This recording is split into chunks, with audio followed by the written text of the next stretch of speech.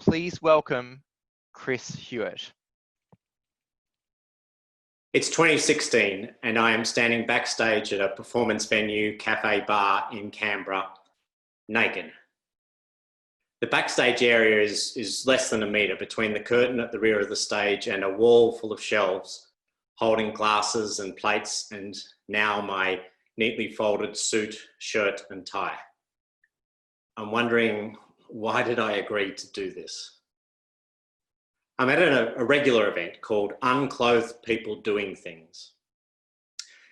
And tonight I'll be performing my poetry along with a singer-songwriter and a storyteller and a band, all performing unclothed. I've performed here lots of times before. I've been sharing my poetry on stage for 7 years and I'm pretty good. I'm entertaining. All of my gigs have had a warm vibe and a welcoming audience and clothes. I'm waiting for the halftime interval to end and I can hear people laughing on the other side of the curtain and the sound of coffee being made at the bar. I look at my clothes and realise that I can't remember when I first learned how to tie a tie. One of my earliest memories, I was already well dressed.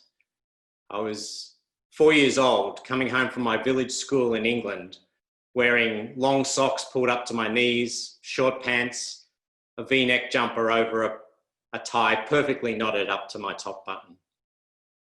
In fact, ties and jackets were a feature of all of my school years. I knew how to dress for a role.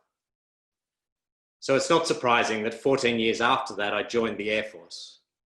And in 1987, 18 years old, I was at the Australian Defence Force Academy learning to be an officer. One day, I'm late for a lecture, so I'm running to get there on time. My shirt is spray starched and I've tucked it into my underwear to keep it flat and uncreased, and I've spit polished my shoes so you could see your face in them. And as I run across the quadrangle in the middle of the concrete accommodation blocks, a drill sergeant jumps out of nowhere and shouts at me, "Officer Cadet, stop running. Officers don't run, it scares the troops." So I slow down to a march and head off to my lecture.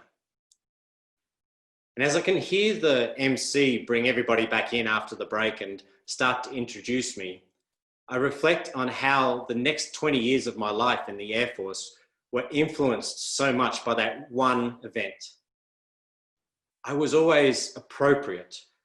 I was always controlled and measured. I only showed other people what I wanted them to see, depending on that conversation and my role at the time.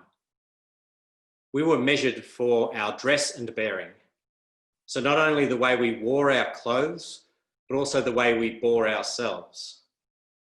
Certainly not the bearing I am about to do now. I am going to make a fool of myself. I'm going to forget my poetry and I'm going to look stupid.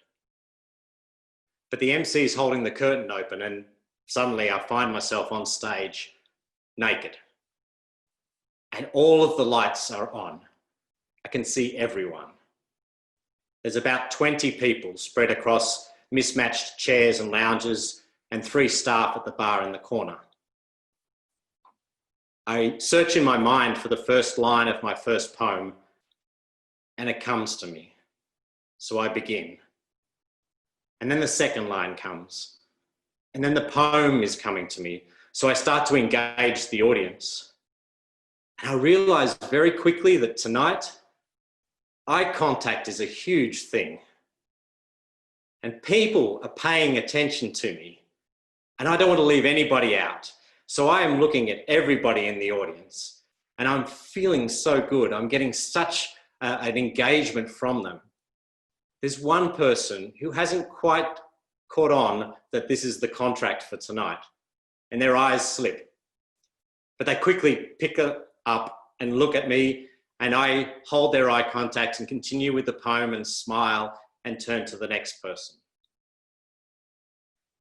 The next poem comes to me, and then the poem after that, And the night is going so smoothly. It is easily the smoothest gig that I've ever done. And it feels like we're all connected. We're all in the poetry. We're all in the performance together. And 12 minutes later, it's over. And I'm backstage again, putting my clothes back on. The first thing I think is, I never have to do this again. Then I realized that the facades I've been wearing, the barriers I've put up to prevent people from seeing all of me, have got in the way of my poetry and got in the way of me connecting truly with other people. And so I vowed to myself from that moment on to start tearing down those barriers and let people see the true me that I have to share with them.